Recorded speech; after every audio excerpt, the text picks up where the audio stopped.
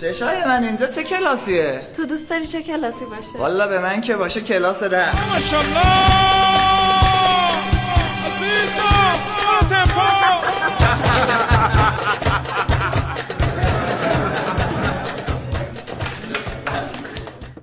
حالا جدا از شوخی من که دوست دارم درس نخونیم، فقط خودتو نگاه کنم جیگر.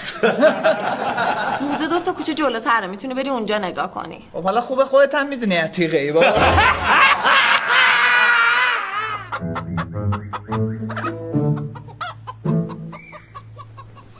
داداش ترمینال 2 تا خیابون بالاتره ها. داداشو چه خوب اومدی. خودم اینا رو میدونم، اومدم دنبال تو ببرمت.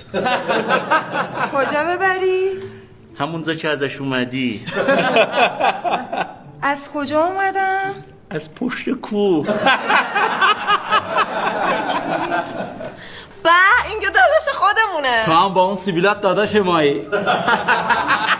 این که دختر سیبیل داشته باشه که عیب نیست، عیبونه که پسر ابرو برداره. پسر ابرو برداره عیب نیست که، عیبونه که دختر اینقدر زشت باشی که برگردن بگن ایشالله یکی برات پیدا بشه.